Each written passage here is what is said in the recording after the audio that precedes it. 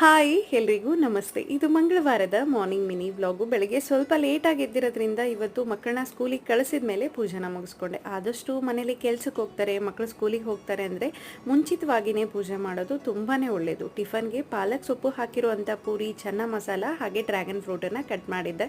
ಇತ್ತೀಚಿನ ದಿನಗಳಲ್ಲಿ ಡೆಂಗು ಜಾಸ್ತಿ ಆಗಿದೆ ಅಂತ ಹೇಳ್ತಿದ್ದಾರೆ. ಆದಷ್ಟು ಆರೋಗ್ಯದ ಕಡೆ ಗಮನ ಕೊಡಿ.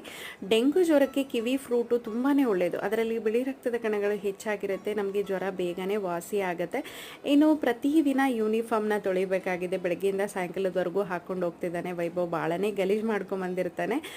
ನಾವು ಚಿಕ್ಕವ್ರು ಇರಬೇಕಾದ್ರೆ ನಮಗೆ ವಾರದಲ್ಲಿ ಒಂದಿನಾದ್ರೂ ಕಲರ್ ಬಟ್ಟೆ ಇರೋದು. ಈಗಿನ ಮಕ್ಕಳಿಗೆ ಯಾವುದೇ ರೀತಿ ಕಲರ್ ಬಟ್ಟೆ ಎಲ್ಲ ಏನೂ ಇಲ್ಲ.